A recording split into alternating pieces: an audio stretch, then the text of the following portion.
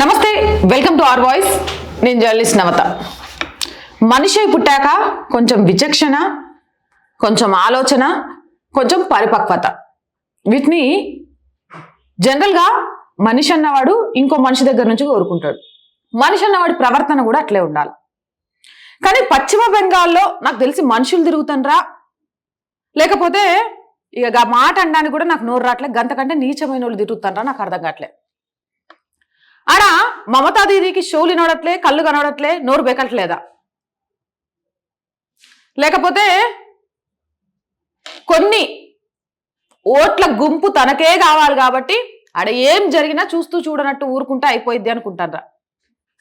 నాకైతే ఈ విషయాన్ని సోషల్ మీడియాలో చూసిన తర్వాత వాళ్ళకు సిగ్గుందా శరం ఉందా అని అడగాలనిపించింది. సారీ, ఎప్పుడు ఇలాంటి లాంగ్వేజ్ నేను వాడలేదు, కానీ ఇప్పుడు వాడాల్సిన అవసరం వచ్చింది. ఎదుటోళ్ళ మనోభావాలను ధర్మం మీద దాడి చేస్తే మేము గొప్పోళ్ళం అయిపోతాం అనుకుంటారో ఏమో నాకు అర్థం కావట్లే. గొప్పోళ్ళు కాదు, గతి లేని తిక్కోళ్ళు అనుకుంటారు జనాలు అని అర్థం అస్సలు కావట్లే వాళ్ళకి.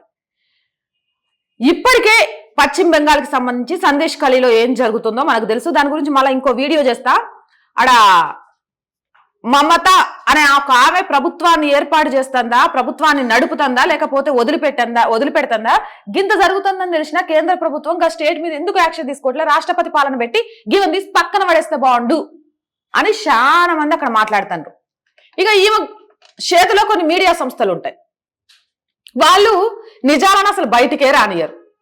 వెస్ట్ బెంగాల్లో ఉన్నామా జనాలు బంగ్లాదేశ్ లో ఉన్నారా అర్థం కాకుండా బతుకుతుంటాడా? భారతదేశంలోనే ఉన్నామా మేము బంగ్లాదేశ్ లో ఉన్నామా అని అర్థం కాకుండా. అరే, ఒక్కదానికి సంబంధించి, ధర్మానికి సంబంధించి, దేవీ దేవతల గురించి ఏం మాట్లాడినా సరే వీళ్ళకేమైనా కొమ్ములు వచ్చినట్టు అనిపిస్తుందో, లేకపోతే పందులు బురదలో పొంది సంతృప్తి చెందుతాయి చూడు, గట్ల అనిపిస్తుందో అర్థం కావట్లే. కనకపు సింహాసనమున సునకమును కూర్చోండబెట్టి విన్నారు కదా, నాకెందుకో పశ్చిమ బెంగాల్ చూస్తుంటే గట్నే అనిపిస్తుంది. నాకు కాదు, చాలా మంది అంటారు ఈ మాట. ఎందుకు అంటున్నారు అంటే, సరే సందేశ్ ఖలీకి సంబంధించి మనం ఇంకో వీడియోలో మాట్లాడుకుందాం. కానీ ఇదే పశ్చిమ బెంగాల్లోని సిల్గురి సఫారీ పార్క్ అని ఒకటి ఉంది. దీనికి ఈ మధ్య త్రిపుర నుంచి 2 సింహాలు వచ్చినాయి. అందులో ఒక ఆడసింహం ఉందట, ఒక మొగ సింహం ఉందట. ఇక కామన్, ఆ రెండింటిని కలిపి ఒకటే బోన్లో ఉంచిండ్రు. గీడి దాకా బాగానే ఉంది. వన్యమృగాలను కాపాడుకోవాలి, వాటిని జాగ్రత్తగా చూసుకోవాలి, వాటికి ముద్దు పేర్లు పెట్టుకోవాలి. కానీ వీళ్ళు దిక్కుమాలలో వీళ్ళు ఏం పేర్లు పెట్టారు తెలుసా? మొగ సింహానికేమో అక్బర్ అట, ఆడసింహానికేమో సీతట. ఇక ఈ దిక్కుమాలకు కొన్ని మీడియా సంస్థలు పశ్చిమ బెంగాల్లో దిక్కుమాల మీడియా సంస్థలు ఏమని పెట్టినాయి అని అంటే, మగ సింహంతో కలిసి ఉండేందుకు మగ తోడు కోసం ఆత్రంగా ఎదురు చూస్తున్న సీత అని. మొగ సింహంతో కలిసి ఉండడం కోసమట, ఆ మొగ తోడు కోసం ఆత్రంగా సీత ఎదురు చూస్తోందట. చెప్పు తీసుకునేటోడు తన్నేటోడు లేకే కదా. మళ్ళా వీళ్ళు చెప్పేది ఏంటంటే, అయ్యో మేము ఈ తప్పు చేయలేదు, మేము మంచి బుద్ధిమంతులం, మాకు మస్తు గౌరవం ఉంది, మేము మస్తు వణికిపోతాం, త్రిపుర నుంచి వచ్చేటప్పుడే సింహాలకు పేర్లు పెట్టిండ్రు అని. వినేటోడు ఎర్రోడైతే చెప్పేటోడు ఇంకేదో చదువుతాడట. గట్టుంది ఇలా సామెత. అసలు అక్బర్ సీత గీ తప్ప ఇంకేం దొరకలే. ఎందుకు దొరకలేదో చెప్పనా? గివి కాకుండా మిగిలిన మతాలకు సంబంధించిన ఆడదేవతల పేర్లు ఆడేనని పెడితే వాళ్ళు తోలు తీసి ఉప్పు కారం అద్దుతారు కాబట్టి వాళ్ళ పేర్లు పెట్టడానికి ఉనికి చస్తారు. కానీ మనదే ఉంది, తప్పు చేసినోడు పాపం చేసినోడిని భగవంతుడు చూసుకుంటాడు, మనం ధర్మంలో వెళ్దాం అని చూస్తూ ఉన్నాం కాబట్టే.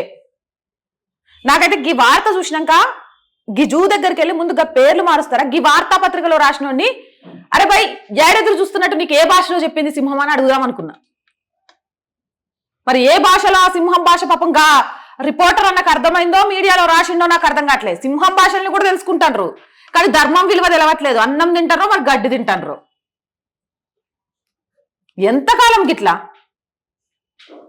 ఎన్నేళ్ళు ఇట్లా చరిత్ర మీద దాడి చేసుకుంటూ పోతూనే ఉంటాం, ధర్మం మీద దాడి చేసుకుంటూ పోతూనే ఉంటాం. హిందువులకు సంబంధించి మనోభావాలు దెబ్బతీసేలాగా దేవతా మూర్తులకు సంబంధించి అడ్డగోలుగా మాట్లాడతామని. హిందూ ధర్మానికి సంబంధించి సీతకున్న ప్రాముఖ్యత తెలుసా? చెత్తనా కొడుకులు. నైట్ అయితే ఈ అమ్మాయిల ఇంటి నుంచి ఎత్తకపోయి ఆఫీసులో ఉంచుకున్నట్టు అనుకుంటారేమో. అరే గీ హిందూ అమ్మాయిలు తీసుకొని పోయి ఆఫీసుల్లో ఉంచుకొని మా కోరిక తీరతే కానీ పంపించట్లేదు కదా, వీళ్ళకి ఏం చేయడం శాతనైద్ది, అందుకే వీళ్ళ దేవతామూర్తులు కూడా గట్టినే మాట్లాడతాం అనుకుంటారేమో. సీత లాంటి ఒక ఉదాహరణని మీ మతాలన్నిటికీ సంబంధించి ఎతికి చెప్పుండ్రి. దొరుకుతుందా? దొరకదు. కానీ దీన్ని ఏమంటారు తెలుసా? శునకానందం అంటారు. ఎదుటి వాళ్ళను కించపరుస్తూ, ఎదుటి వాళ్ళ మనోభావాలను దెబ్బతీస్తూ. నేను ఈ పేర్లు పెట్టిన వాళ్ళ గురించే ఈ విషయం మాట్లాడుతున్నా. మిగిలిన సెక్యులర్ వాళ్ళంతా బట్టలు దించేసుకొని అరే గట్లెట్లంట పక్క మతాల గురించి ఎవరు మాట్లాడతామో అని అంటే, మీరు సెక్యులర్ అనే ముసుగులోనే బతుకుతారు కదా, మరి ఇదేందని మీరు ఎందుకు క్వశ్చన్ చేయట్లేదు? అది వెస్ట్ బెంగాలా, బంగ్లాదేశా, పాకిస్తానేనా ఏమనుకుంటా? ఇప్పటికే మెజారిటీ ఆఫ్ హిందువులు మైనారిటీలుగా మారిపోయినారు. గది సరిపోవట్లేదు అన్నట్టు ఆ పత్రిక ఏ పత్రికో దిమాక్ ఉండి వార్తలు రాస్తారా, దిమాక్ లేకుండా రాస్తారా, లేకపోతే మొత్తానికి అమ్ముడు పోయి రాస్తారా? అమ్ముడు పోయినా కూడా కొంచెం నీతి ఉండాల. అమ్ముడు పోయిన తనానికి కూడా నీతి ఉండాల.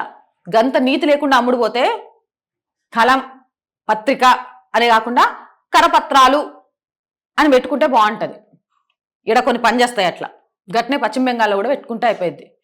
ఏదేమైనా కానీ దీనికి సంబంధించి హెడ్లైన్స్ రావడంతో పశ్చిమ బెంగాల్లో ఉన్న విహెచ్పి వాళ్ళు హైకోర్టును ఆశ్రయించిండ్రు. ఇక ఫిబ్రవరి 20 అంటే దీనికి సంబంధించి రేపు కోర్టులో విచారణ ఉంది. ఏందో నాకు అర్థం కావట్లే. భారతదేశం సనాతన ధర్మం మీద ఏర్పడ్డ దేశం.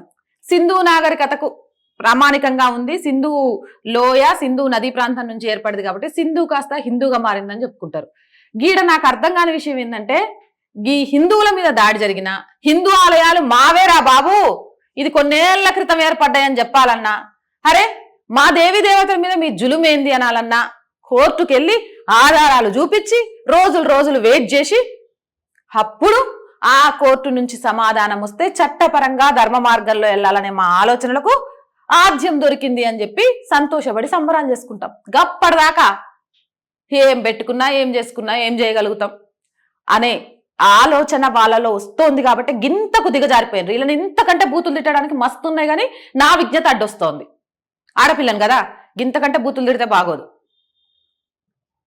సరే త్రిపుర నుంచి వచ్చేటప్పుడే గా పేర్లున్నాయి అనుకుందాం, కానీ వచ్చినాక అయితే మనోభావాలు దెబ్బతింటాయని తెలుసు కదా. గా పేర్లను తీసేయకుండా ఇంకా పత్రికల్లో హెడ్లైన్స్లో వచ్చేలాగా చేస్తానరా.